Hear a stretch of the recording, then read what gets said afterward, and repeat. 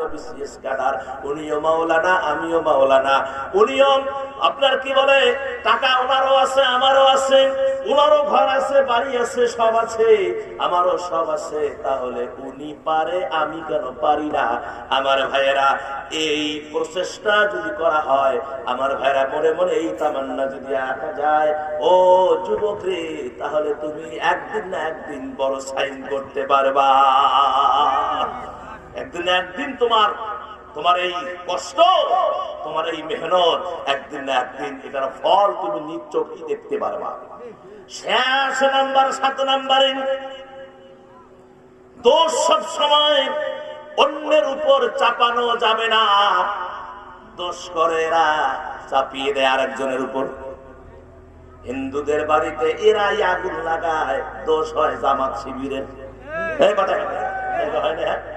হিন্দুর বাড়িতে আগুন লাগায় কারা? এই বদমাশেরা। আর দোষ হয় কাদের? জামাত শিবিরের।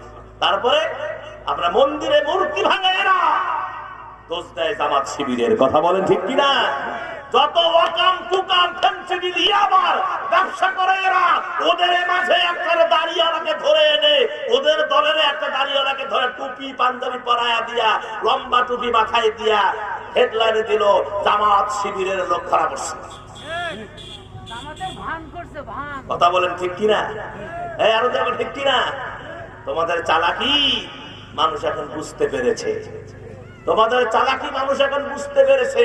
যতই চালাকি করো না কেন, কাজ হবে না, কাজ হবে, কাজ হবে না। বিধায় তরুণ, এই তরুণী, তরুণ তরুণী, যুবক যুবতী, তোদের বলছি, তোমরা ঘুমিয়ে জীবনটা কাটিয়ে দিও না, ফালতু প্রেমে জড়িয়ে যেও না।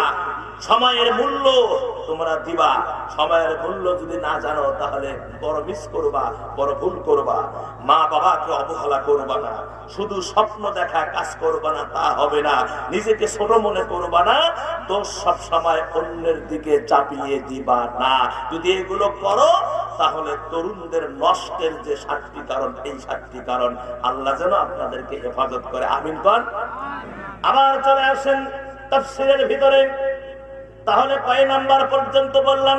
2 নাম্বার ধোঁকাবাজ। আল্লাহ পাক কুরআনুল কারীমের সূরা বাকারার 9 নাম্বার আয়াতের মধ্যে আল্লাহ পাক বলে দিলেন, ইউখাদিউনাল্লাহা ওয়াল্লাযীনা আমানু ওয়ামা ইয়াখদাউনা ইল্লা আনফুসাহুম ওয়ামা